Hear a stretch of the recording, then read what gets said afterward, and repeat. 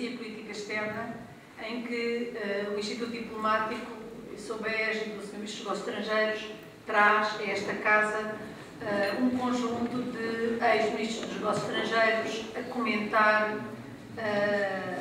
o percurso ou a prestação ou algum outro facto julgado relevante pelo orador de outro Ministro dos Negócios Estrangeiros ou de outra componente interessante da política externa portuguesa que tenha percebido.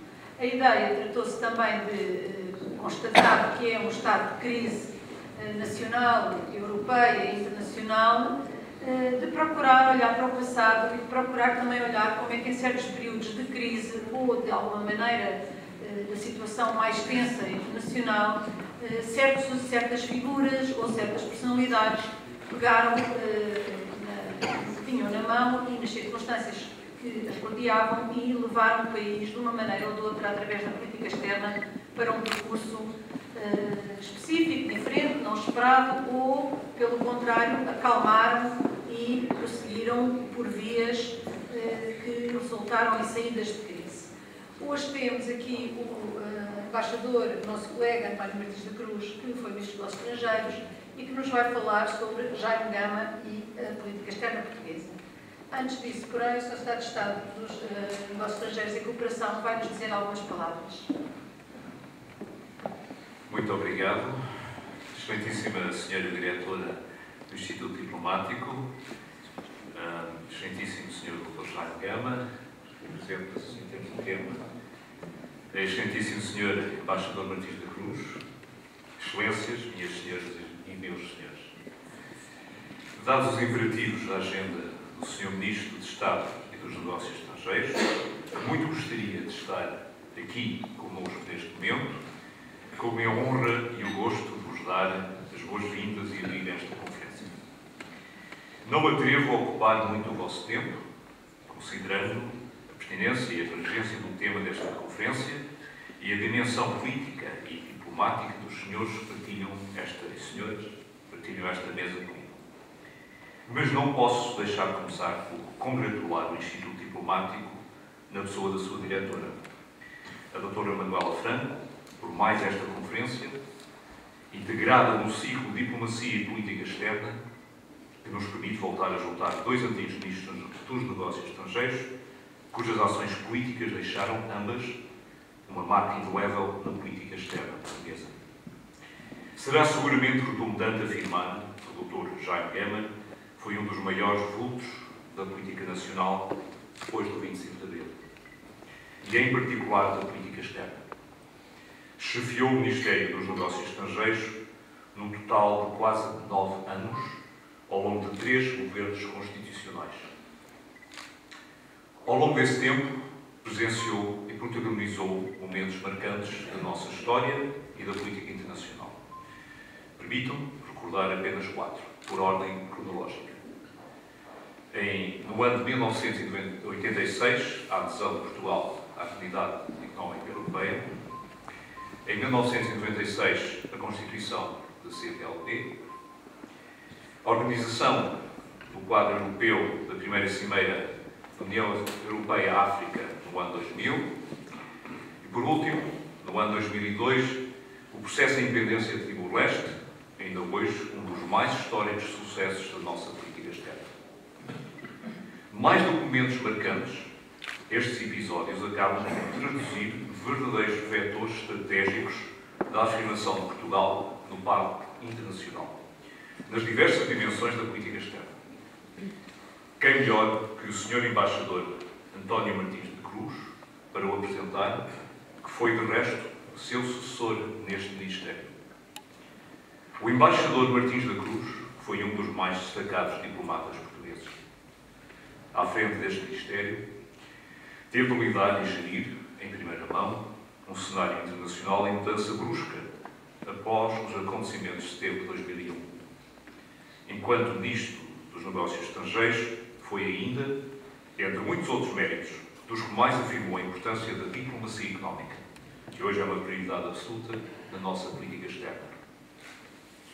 Senhor Embaixador, se me permite, parece-me que será um verdadeiro desafio elaborar sobre o legado do Dr. Jaime Gama na política externa portuguesa, no tempo definido para esta conferência, mas a extrema competência a que nos habituou, ao longo de todos estes anos, dá-nos a certeza que ultrapassará com mestria mais este desafio. Muito obrigado. Agradeço as palavras do Sr. Secretário de Estado. Eu tinha também aqui uma apresentação para fazer do Embaixador Martins da Cruz, mas penso que a cobertura feita pelo Secretário de Estado me permite passar a palavra diretamente ao Embaixador Martins da Cruz, ex-Ministro dos Negócios Estrangeiros, salientando apenas que foi durante o 15º Governo Constitucional que foi Ministro e que, após uma carreira de grande dedicação, inteligência, profissionalismo e esforço, e que eu gostaria apenas de acrescentar, foi que o António Martins da Cruz fez as suas esporas no primeiro posto estrangeiro como adjunto diplomático do Alto Comissário da República Portuguesa em Moçambique. Posto esse que eu estou convencida, conhecendo há muitos anos, que o marcou de uma maneira muito viva para o resto da sua carreira diplomática, e agora que tenho o privilégio de estar no Instituto Diplomático e de ter acesso a certos processos de arquivo, veio-me à mão um processo dessa altura em que a Embaixada inteira subscrevia textos de 4, 5 páginas para se justificar de não estar à espera do embaixador no aeroporto e de explicando que as visitas que o embaixador fazia ao MP e à Luanda não eram de serviço, mas eram de caráter político, assinado Romadão Albuquerque, assinado António Martins da Cruz e assinado Gil Saldanha, e toda uma série de aventuras que muitos colegas que aqui estão viveram também nesse período conturbado, que o Ministério retrospectivamente atravessou com muita calma, mas que na altura foi vivido de uma maneira por vezes violenta. Eu tinha também pensado salientar, o Sr. Secretário de Estado já abordou a questão da diplomacia económica, sendo algo que, digamos que sempre acompanhou o trabalho diplomático, desde que existe trabalho diplomático. Não sei mesmo se o primeiro módulo da diplomacia não é o negócio, agora o negócio internacional. No caso, foi realmente na altura do 15º Governo Constitucional que foram lançadas a público e encontraram de imediato uma enorme repercussão a ideia da diplomacia económica, a ideia de ser trabalhado especificamente essa matéria em sede legislativa, viria depois a ser publicado um despacho conjunto trabalhado entre o Ministério dos Negócios Estrangeiros e o Ministério da Economia para avançar o processo, o que é verdade, e de certa maneira podemos dizer, enfim, em relação à forma como o Ministro dos Negócios Estrangeiros, António Martins da Cruz, agiu nessa área, que essa necessidade era já pressentida e que houve uma resposta que imediatamente ganhou uma enorme amplitude e um enorme eco na sociedade e nos meios de comunicação social, que desde então não mais desapareceu da cena da diplomacia e das suas várias vertentes. Dou a palavra ao António Martins da Cruz para nos falar sobre Jaime Gama e a política externa portuguesa. Muito obrigado. Sr. Secretário de Estado, Sra. Diretora do Instituto Diplomático, Srs. Embaixadores, meus caros amigos, Senhoras e Senhores. Eu não quero agradecer muito, Sr. Secretário de Estado, as palavras simpáticas que quis dizer a meu respeito, bem como a minha amiga a doutora Manuela Franco recordou um episódio curioso e que me trouxe à memória os tempos simpáticos e às vezes menos simpáticos que passei em Moçambique, onde tenho, aliás, voltado com alguma frequência. Eu não tinha regressado a este Ministério desde finais de 2003, por nenhuma razão especial. Mas, como alguns se recordarão, decidi afastar-me da carreira diplomática por entender que quem exerce cargos de responsabilidade política neste Ministério não deve regressar à diplomacia. E anunciei-o, aliás, no primeiro dia, e se bem me lembro, aqui mesmo nesta sala. Como eu tive uma vez que dizer a alguém responsável deste Ministério que me falava sobre outras matérias, estou noutra. Mas não encontrei nem coragem, nem motivos para resistir ao convite, insistente, aliás, da doutora Manuela Franco, para voltar num fim de tarde ao Ministério dos Estrangeiros para falar sobre a influência e as marcas que deixou o Dr. Jaime Gama na política externa portuguesa nos últimos 30 anos. Sobretudo quando me foi dito que Jaime Gama concordara com a sugestão. Esta ideia da diretora do Instituto Diplomático de organizar um ciclo de conferências onde antigos titulares do cargo falam sobre antigos ministros tem riscos evidentes, principalmente quando o visado, neste caso o Dr. Jaime Gama, ainda está, graças a Deus, entre nós. O que não foi o caso da conferência anterior. E por isso, eu sou, para usar uma expressão que o Dr. Jaime Gama utilizou aqui nesta sala, eu sou a segunda cobaia. Estamos adiante, como sempre me ensinaram, audácias fortunas jubat. Conheci Jaime Gama em 65 ou 66, não me lembro bem do ano, nesse poderoso centro de atração que era para o aluno de Direito o Bar das Letras. Vivíamos em mundos diferentes, cada um tinha os seus círculos de amizades, de interesses e as suas perspectivas. Mas isso não me impediu que anos mais tarde nos tenhamos lembrado, com a saudade que traz sempre a idade, desses momentos em que nos cruzáramos. Talvez por isso eu tenha tido para mim alguma importância acompanhar com a curiosidade de um diplomata que esteve em diversos postos no exterior a carreira política de Jaime Gama. Não vou falar dessa carreira, ou vou falar muito pouco hoje aqui, porque o Dr. Jaime Gama, quando o entender, e se o entender, escreverá memórias ou autorizará biografias, embora agora parece que estão na moda biografias que não são autorizadas, mas consentidas, mas isso é outra história. O que eu acho interessante é procurar encontrar os tempos em que construiu a política externa portuguesa. E gostaria, antes de começar, em primeiro lugar, de agradecer primeiro a antigos colegas de Jaime Gama no Conselho de Ministros que quiseram recordar comigo alguns traços da sua personalidade e da sua ação política. Também há antigos colaboradores diretos seus no Ministério que partilharam episódios das suas passagens por esta casa. E agradecer ao meu amigo Fernando Lima, que comigo passou algumas horas na hemeroteca a pesquisar jornais das épocas que vamos agora visitar. Como antigo funcionário deste Ministério, conheci depois Jaime Gama como Ministro. Tratei com ele dezenas e dezenas de vezes diretamente. Creio que estabelecemos relações pessoais de amizade e respeito pelas posições próprias. Sucedi no cargo, como o Sr. Secretário de Estado recordou, e os seus conselhos foram para mim de grande utilidade. Mas não falarei hoje de nenhum desses encontros, nem de nenhuma dessas reuniões. Primeiro, porque é cedo, e segundo, porque jamais o faria sem o seu assentimento. Ficará para outra altura ou para algum livro. Sem insistir na sua biografia, que já veio aqui referida, será sempre útil recordar alguns passos da vida política de Gama. Em junho de 83, tomou posse o novo Governo Constitucional. Eu nunca entendi a razão porque se enumeram os governos em Portugal desde 1974. Isto é uma bizarria portuguesa, porventura única nos países europeus, mas facilita-nos hoje a análise do que sucedera. Como estão lembrados, com a morte de Sá Carneiro e sem eleições, tivemos em Portugal 2 governos esfiados por Pinto Balsemão, que virá também participar neste ciclo de conferências, governos de coligação entre o PPD, o CDS e o PPM, a chamada Aliança Democrática.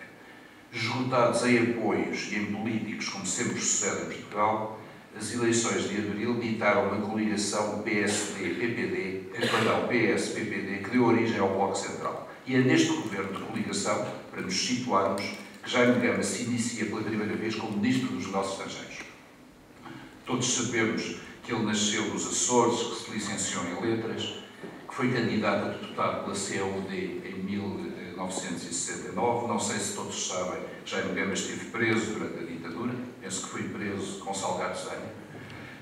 Foi fundador do PS em 73 na Alemanha, foi deputado às Constituintes em 75 e Ministro da Administração Interna, Ministro dos Negócios Estrangeiros 2 vezes, e durante 5 meses acumulou o Ministério da Defesa em 99. Excetuando um cargo não executivo numa multinacional portuguesa e outro no editorial, escolheu uma vida construída como político, para além do jornalismo que praticou episodicamente. Mas não é a sua carreira política marcante para Portugal que hoje aqui nos interessa, mas a sua personalidade, a sua sedução pela história e como soube introduzir argumentações e resistir a pressões na frente da política externa portuguesa. Nos séculos XX e XXI, só Salazar, como ministro, ocupou mais tempo a pasta dos estrangeiros, mais 510 dias que Jaime Gama, e mesmo assim, em eternidade e em acumulação de cargos. Gama foi ministro a tempo inteiro neste Ministério 3.231 dias, excetuando os 5 meses que acumulou com a defesa. Em democracia, na monarquia, na Primeira República ou depois de 1975, nenhum político foi durante tanto tempo responsável pela política externa portuguesa. Nem mesmo durante o consulado de Salazar, Franco Nogueira, que só foi ministro 3.070 dias. É interessante sublinhar o que foi, porventura, uma das primeiras manifestações na área da política externa em trabalho parlamentar em plena Assembleia Constituinte. Em novembro de 75, Gama dirige um requerimento à mesa questionando a posição de Portugal na Assembleia Geral da ONU, votando a favor de uma proposta condenando o sionismo como forma de racismo e discriminação social. Por, e cito, insólita na diplomacia portuguesa e procurando averiguar as, cito, consequências negativas da posição tomada. Portugal votar essa proposta por indicação do Governo e certamente do Ministro dos Negócios Estrangeiros da altura. Não sei se o requerimento de Gama foi respondido, mas todos sabemos que essa posição foi abandonada, como tantas outras assumidas nesses tempos de 75, quando Portugal era arauto de um terceiro mundialismo por entre tensões e conflitos que prejudicaram a nossa posição no mundo. Na Assembleia, Jaime Gama interrogava-se bem sobre um dos âmbitos da efêmera e espúria teoria do pontismo que se esfumou tal como seus estrategas e que nos deixou em equilíbrios instáveis e indefensáveis até ter sido apontado pelo primeiro governo Soares e primeiro governo democrático o rumo da Europa. Com o fim do segundo executivo de Balsemão, sai, como vimos, um governo de coligação. Para nos situarmos, o Partido Socialista, além de Mário Soares, tinha 8 ministros, o PSD 7 e ainda havia um independente, Hernani Lopes, nas finanças. No dia seguinte, o Diário de Notícias deu conta da cerimónia de posse e dos discursos de Eanes e Soares, e o título era sugestivo: polémica nas entrelinhas e coincidência no diagnóstico. Segundo aquele jornal, que era ainda nesse tempo uma referência diária, hoje em dia infelizmente já não o é, Jaime Gama nos estrangeiros era um dos 5 homens fortes do governo e partilhava esse poder, sempre segundo o Diário de Notícias, com Mário Soares, Mota Pinto, Almeida Santos e Hernani Lopes. O Expresso desse dia era, como sempre, muito mais incisivo e titulava Soares insiste nas dificuldades e Eanes nas condições favoráveis. Curiosa a análise dedicada à Gama por um comentador, que aliás acho que é conselheiro do atual Presidente da República, e que se intitulava, sempre no Diário de Notícias, Jaime Gama, a defesa por outros meios. E cito, eu acho que era uma avaliação radical, citando, confesso que o via melhor da defesa.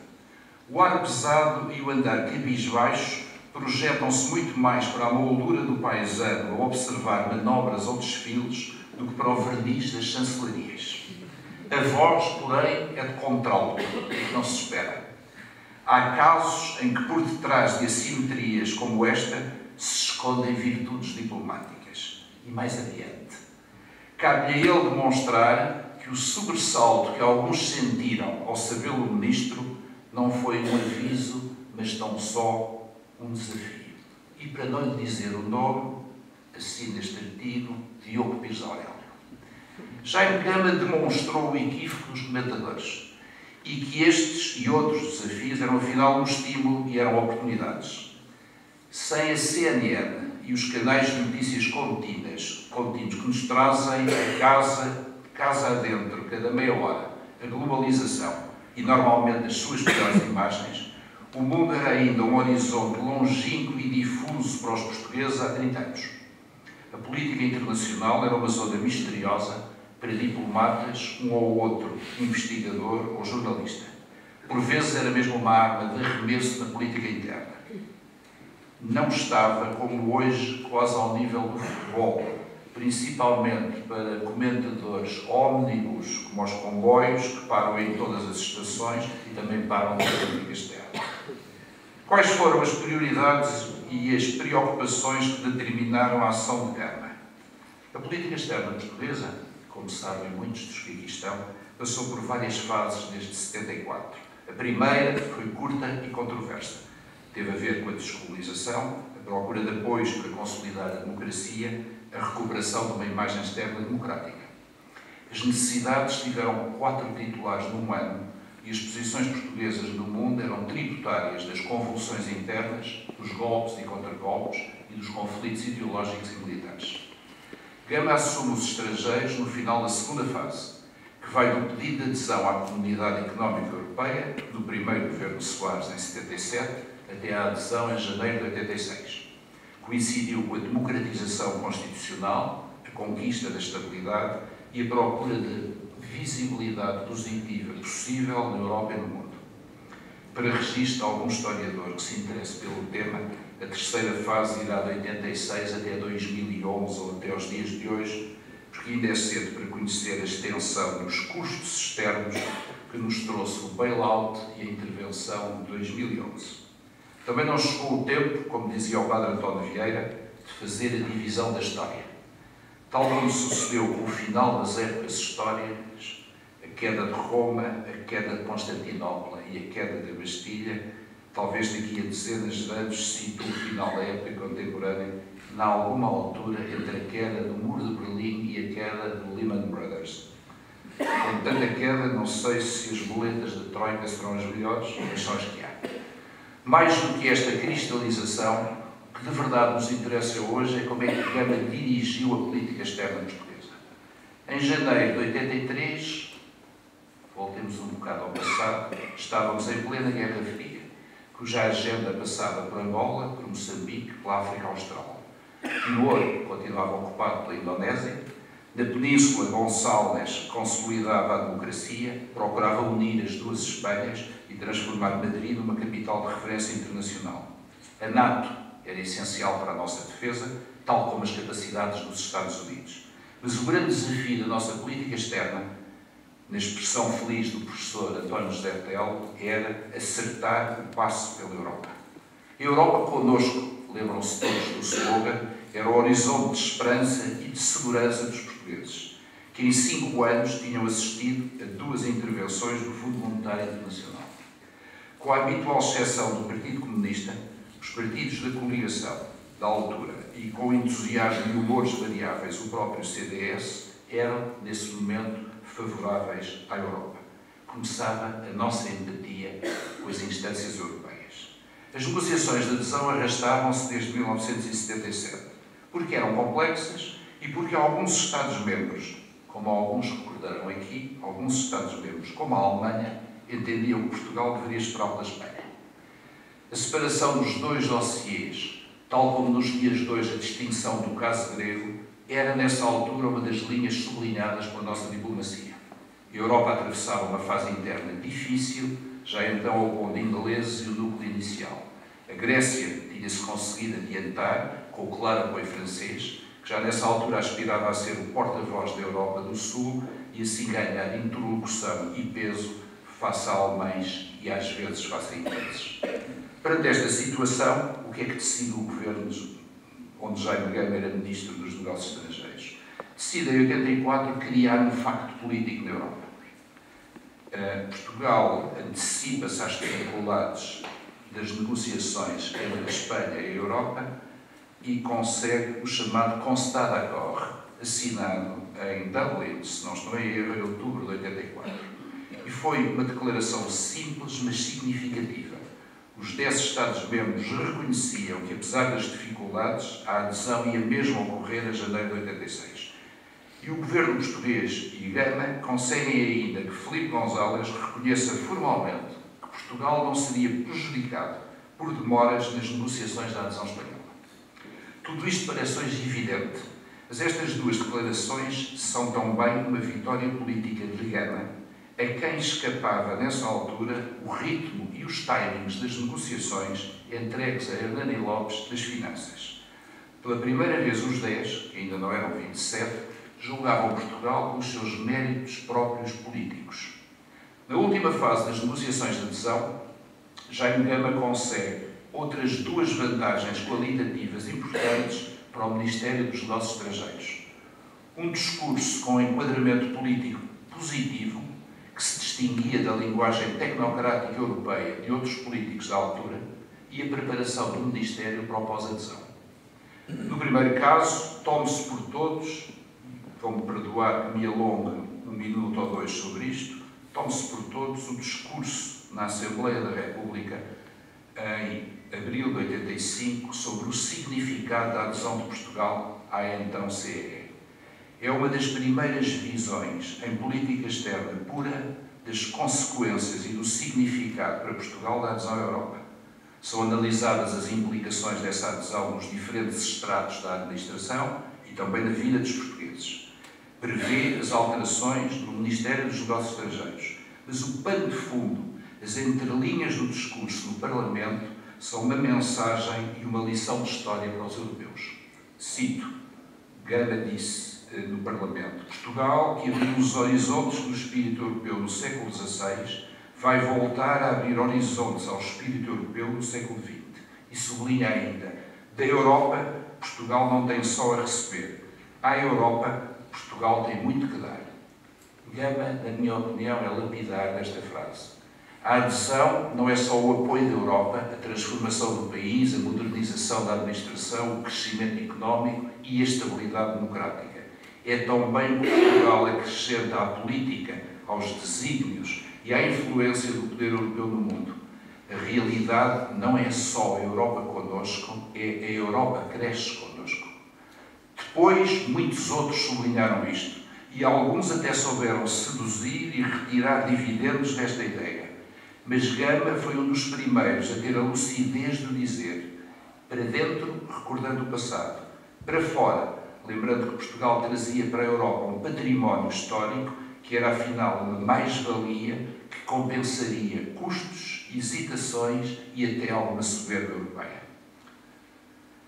Portugal tem um passado maior do que o presente e procura ter uma política externa universal que não é comum num país da nossa dimensão. Gama, ao fazer este discurso, escolhia o momento e acrescentava a dimensão histórica e estratégica à integração europeia.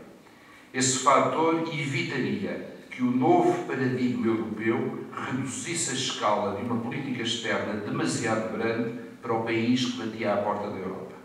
O eixo central dessa política externa ia passar a ser a Europa, como ainda é hoje. Gama teve essa percepção, antecipando disfunções para dentro e projetando dimensões para fora. Era o ângulo da política pura que fazia a diferença entre Gama e tantos outros atores da vida política, aliado a um dos maiores prazeres intelectuais de Jaime Gama: dizer só o que quer e não o que os outros querem ouvir.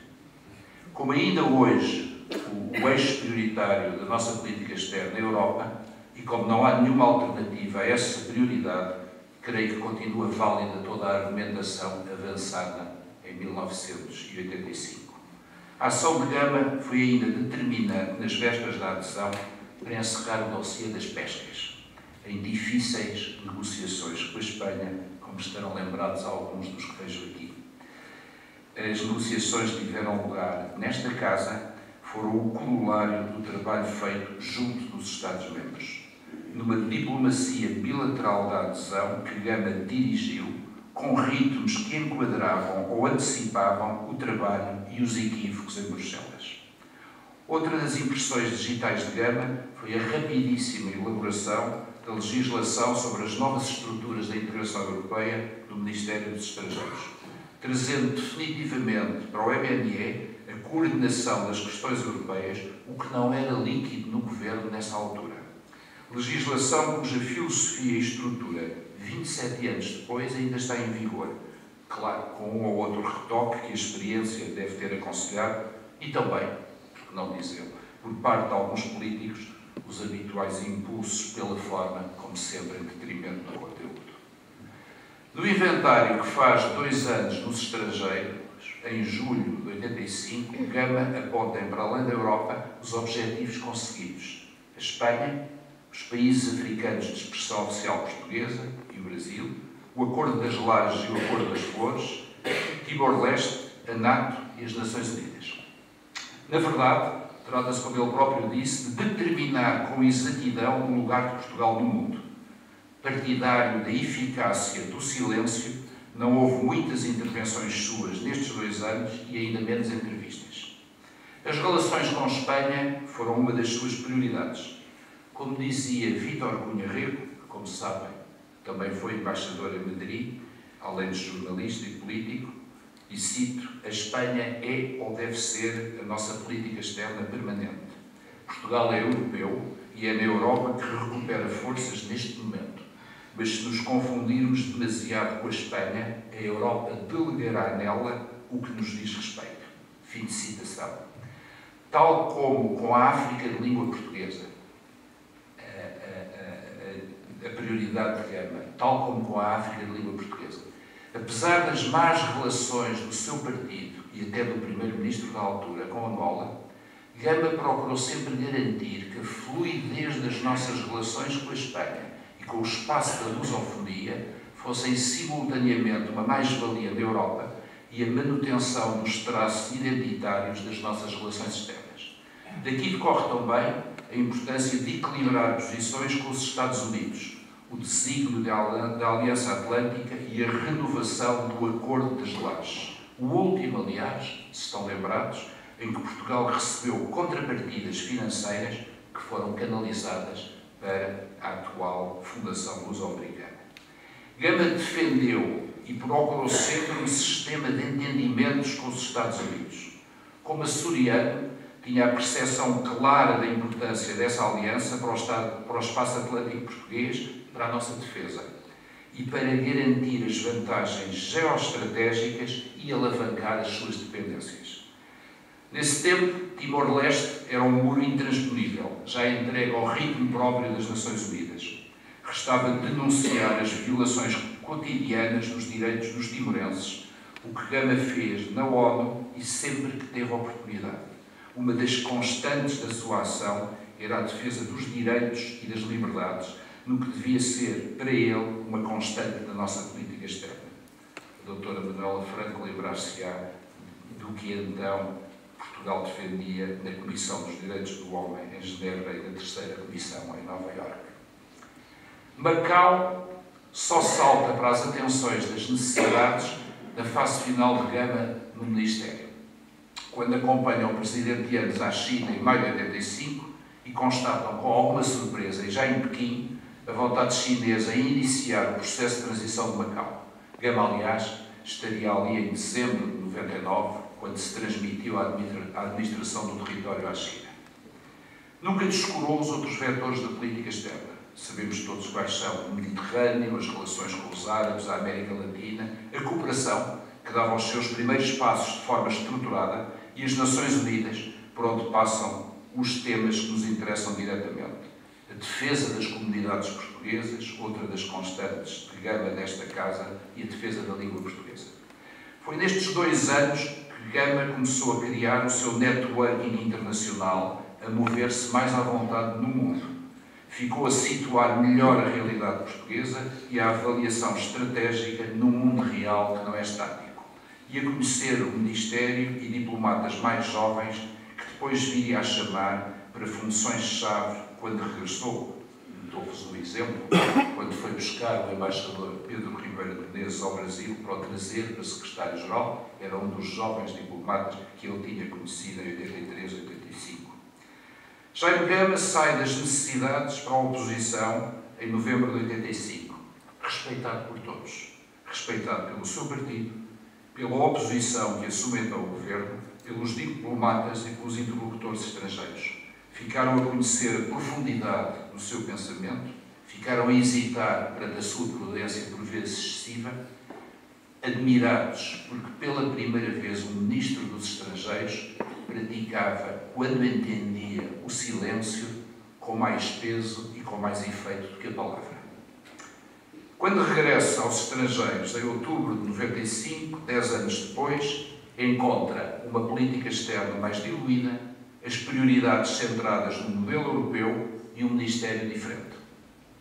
O terceiro governo Cavaco terminara como acabam geralmente os governos em Portugal, sem glória. Acabam com tabus, acabam com pântanos, acabam com idas apressadas para a Europa, ou acabam com os credores a bater à porta e exigir calções impurantes. As necessidades vão resistindo, como podem ou como as deixam, a estes tropeções da política interna. Embora a generalidade da classe política, eu ia dizer partidária, não tenha a percepção que as embaixadas em Lisboa enviam relatórios aos seus governos que vão estreitando as margens de manobra e a credibilidade da nossa voz externa.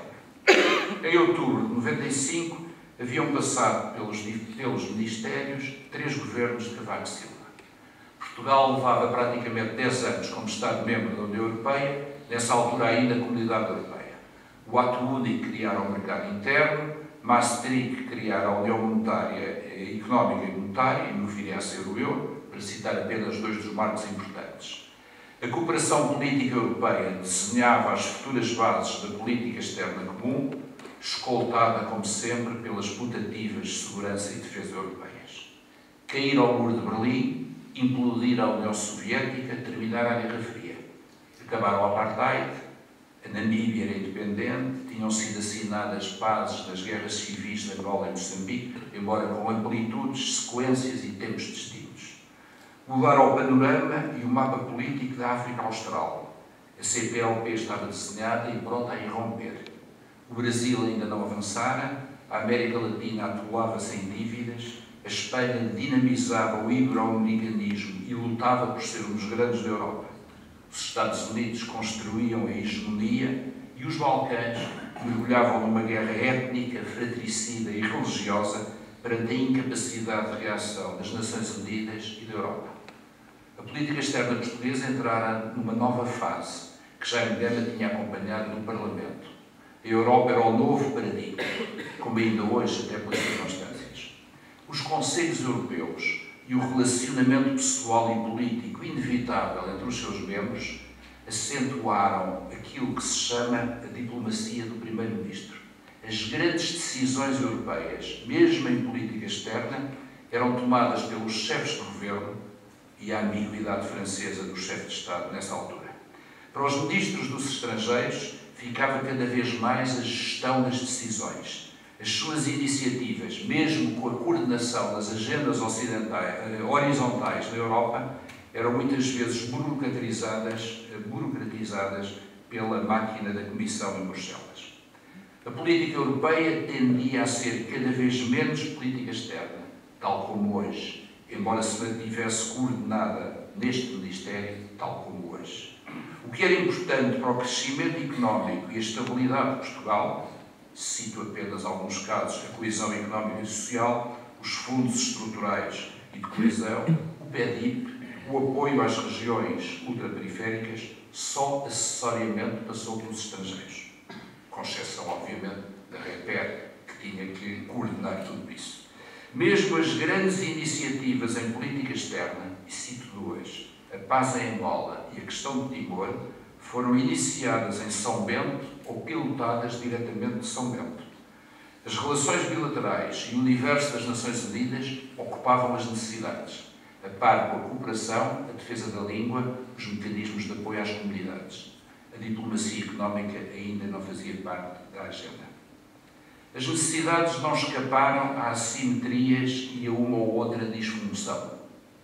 Desde o pragmatismo de Pires Miranda até à abordagem política realista e à inteligência intuitiva de Durão Barroso, que por razões de sucesso político teve mais peso e visibilidade quando era secretário de Estado do que o ministro de turno.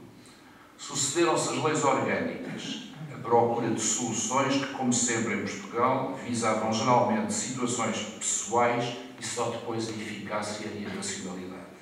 E pouco a pouco, num deslizar quase imperceptível, os diplomatas portugueses foram-se adaptando aos consensos e à burocracia de Bruxelas que chegavam da capital da Europa a todos os setores deste Ministério. Os apontamentos, as informações, como são chamados os papéis deste Ministério, e as escassas orientações na boa tradição das necessidades foram perdendo densidade. Foram-se guiando pelos consensos comunitários por uma visão mais eurocêntrica do mundo. Melhorou a qualidade da análise, esbateu-se a originalidade e a capacidade de iniciativa que marcam às vezes a diferença. Era inevitável? Provavelmente sim. e provavelmente sucedeu o mesmo com outros países da nossa dimensão e com a nossa periferia. A primeira presidência europeia, em 92, contribuiu fortemente para essa posição.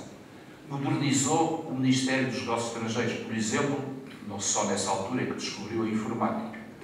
Para citar a expressão feliz de um então jovem diplomata e hoje uma das rising stars desta casa, a presidência foi uma revolução cultural no MNE, exigindo pela primeira vez aos serviços uma cobertura a 360 graus da vida internacional, em vez dos 180 graus dos nossos interesses diretos.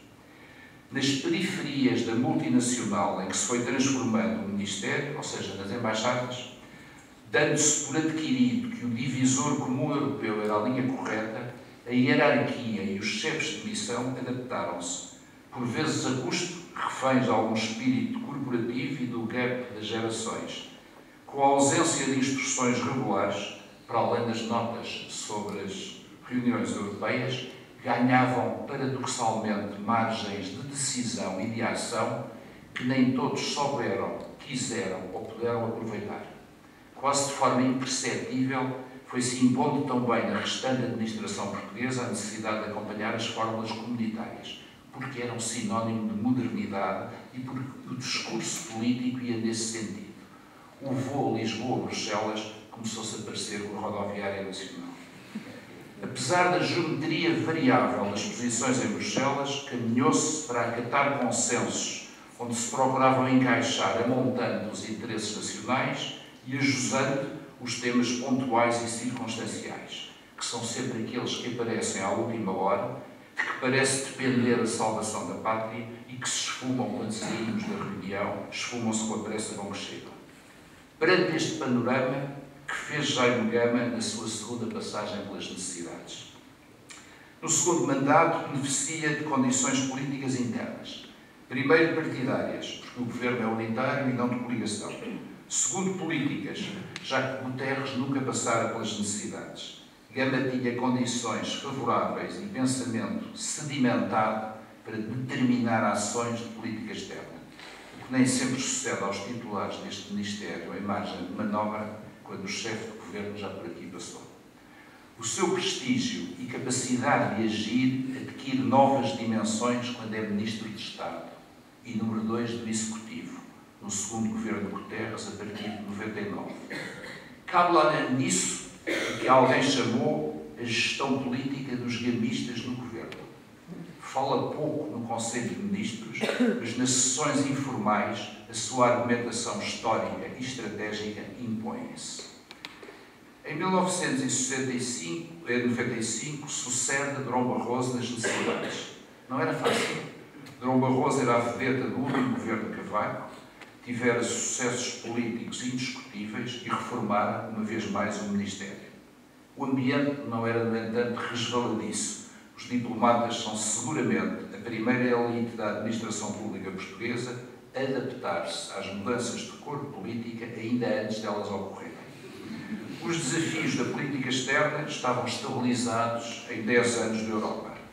Não havia a escolha entre o rewind e o forward, mas havia nuances. Havia outras formas de afirmar os interesses e o fluxo contínuo da situação internacional que se move por dinâmicas ou acontecimentos que geralmente os Estados não controlam. Nestes 7 anos de Gama nos estrangeiros, a política externa teve constantes que decorrem dos nossos interesses e questões da atualidade que geralmente ocupam mais tempo, exigem mais cuidados específicos e trazem maior exposição. Gama lidou bem com estas duas realidades de intensidades distintas. Na Europa, os nossos interesses eram conhecidos, as políticas estáveis.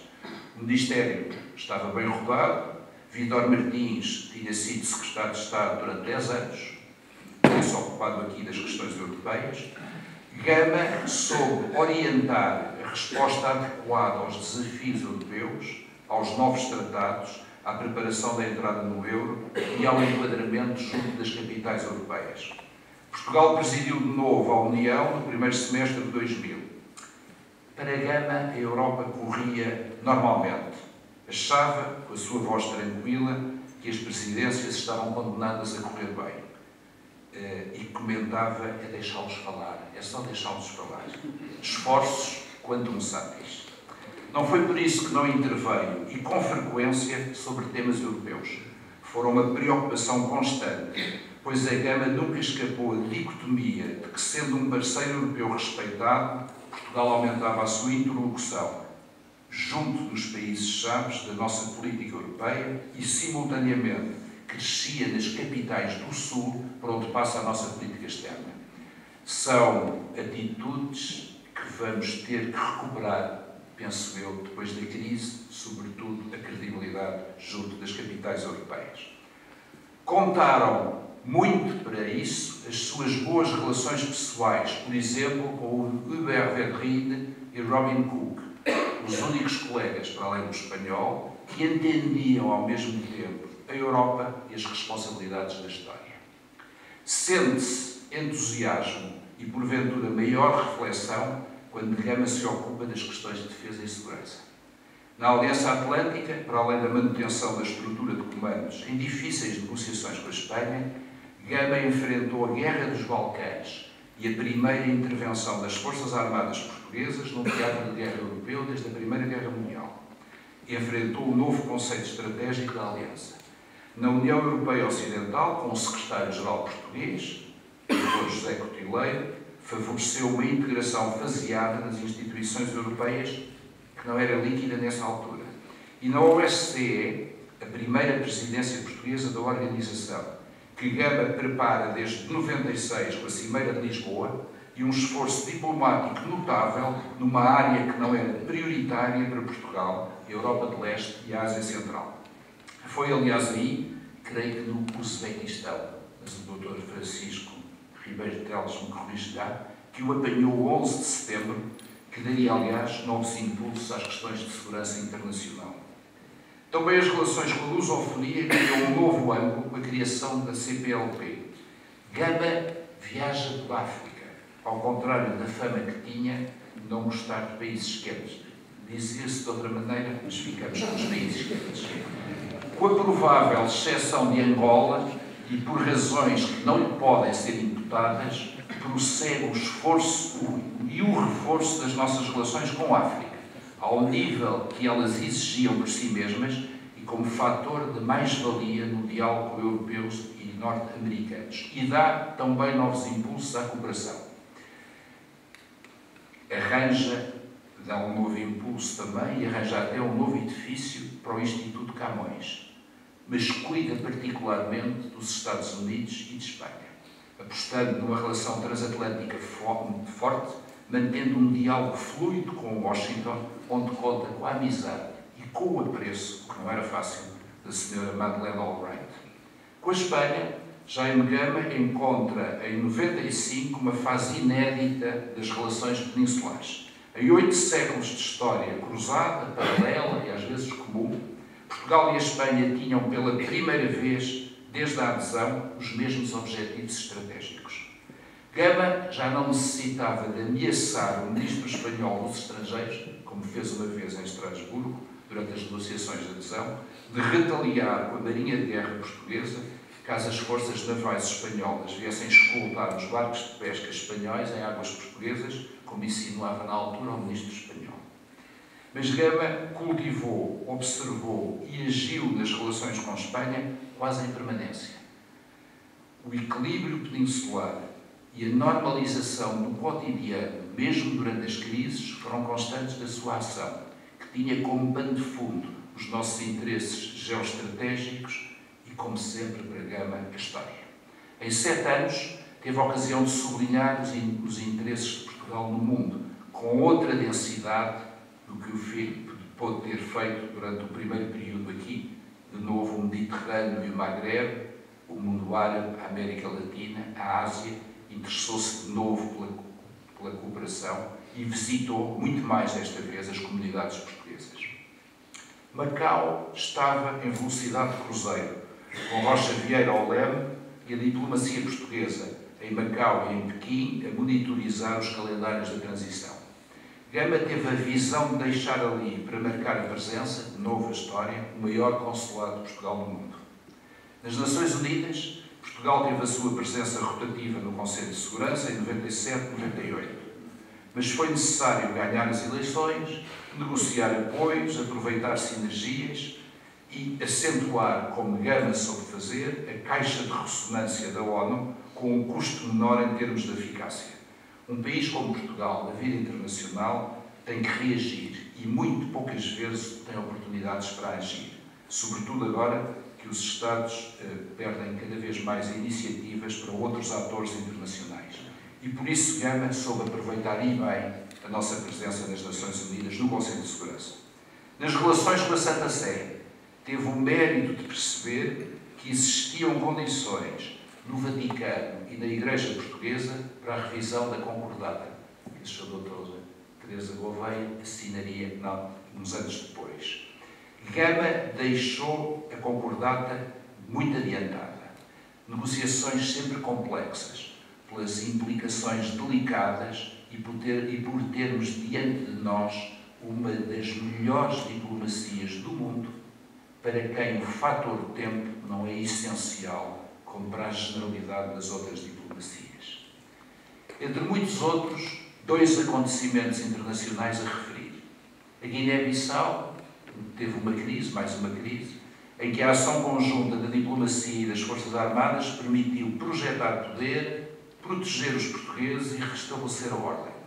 Negócios estrangeiros e defesa, o binómio favorito de Gama na governação. Aliás, quando acumulou com a pasta da defesa, os seus colaboradores nas necessidades queixavam-se que o viam um pouco, fascinado por questões de defesa e também pelas capacidades logísticas dos militares impossíveis de encontrar aqui neste Ministério.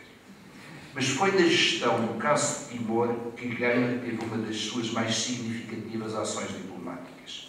Timor foi, simultaneamente, a última grande iniciativa digna desse nome de Portugal na esfera internacional e a única causa recente de política externa que a opinião pública apoiou porque foi transversal à sociedade portuguesa.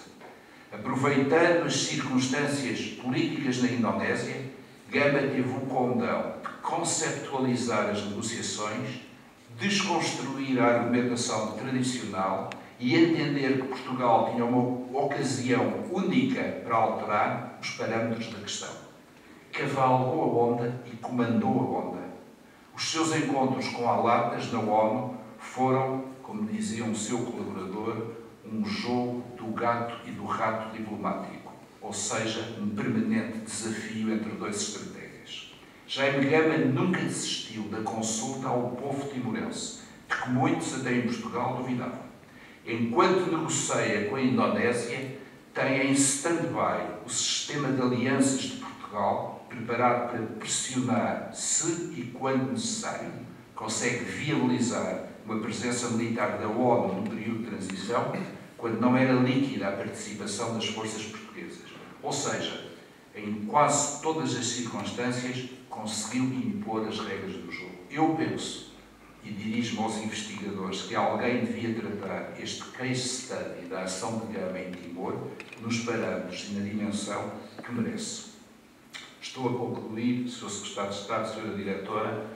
Jaime Gama, dizem alguns dos seus amigos, sempre gostou de descriptar como pensavam a política os que estão à sua direita, conservadores ou mesmo monárquicos.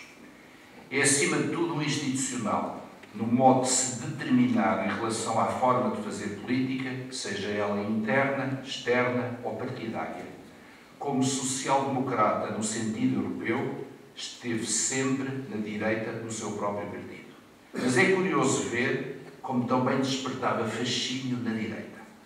Para introduzir as conversas que tiveram sobre Angola, Jaime Nogueira Pinto descreve Gama num retrato como aqueles que Henry Kissinger gostou de fazer quando escreveu as Memórias. E cito Jaime Nogueira Pinto: Gama é um dos raros políticos portugueses com história, com cultura histórica e política, que lê para além dos jornais e dos livros de ocasião e que digere e pensa o que lê. É um realista e um patriota que sai das banalidades jurídico-económicas e das trivialidades dos seus confrades e que, sendo político e gostando do poder, sempre mostrou indiferença pelas coisas que o poder dá. Fim de citação. Dizia-me um dos seus colaboradores que os políticos têm normalmente memória ou inteligência criativa. Jaime Gama tem as duas e exerce-as. É mais reflexivo do que intuitivo. Nos doutores da Igreja, preferirá seguramente São Tomás de Aquino a Santo Agostinho. Não é um homem de fúrias, é um homem de impaciências. Sendo um hedonista em part-time, uma ou outra vez com rasgos de sibarita, percebeu, como São Paulo, que o invisível deve ser entendido pelo visível. Por isso, quando Vasco Polido Valente lhe perguntou de chofre numa entrevista se tinha lido Marx, respondeu com ar surpreendido: só li o manifesto. Estava tudo dito. Estava tudo dito. Na segunda passagem pelo Ministério dos Estrangeiros, Gama já era menos embiocado, para usar uma expressão açoriana. Mas não queria ser cabeça de cartaz. E quando pensou nisso, em 2002, razões pessoais foram mais fortes do que um dos seus raros impulsos partidários. Creio, e alguns dos seus amigos também, que nestes 7 anos nos estrangeiros atingiu a sua plenitude como político e como estratega. Falar sobre Jaime Gama, e com isto termino, não é fácil. Entrar na sua personalidade reservada, no seu pensamento complexo e, por vezes, insondável, é um desafio que me ultrapassa. E perguntar-me-ão, então, e porquê é que aceitou falar hoje? E eu respondo como o padre António Vieira, e cito: não me atrever a falar com tanta largueza se não puder alegar por testemunhos os mesmos que podiam ser partes, ou seja, os que estão aqui. Muito obrigado.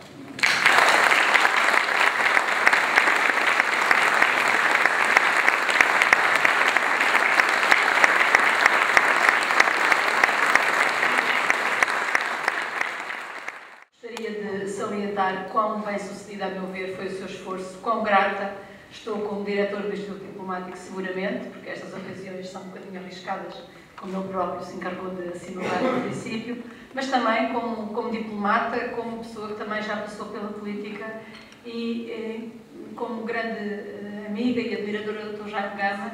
Esta ocasião, ao mesmo tempo, este compacto sobre a história da política externa portuguesa e sobre a ação do Dr. Jaime Gama, os desafios que se colocam e se colocaram à nossa política externa e aos proletários da política externa que nós somos, leva-me mais uma vez a agradecer a conferência. É de costume perguntar se há perguntas da audiência. Não sei se há perguntas da audiência. A audiência ficou a refletir nesta conferência. Eu agradeço a Embaixada Martins da Cruz, agradeço ao Secretário de Estado, agradeço a presença de todos e aproveito para anunciar que daqui por um mês teremos o Dr. Francisco Balsemão, que virá falar sobre um Primeiro-Ministro e a sua política externa. Até 24 de janeiro, despeço-me e desejamos um bom Natal, umas boas entradas em 2013. Muito obrigada pela vossa presença aqui.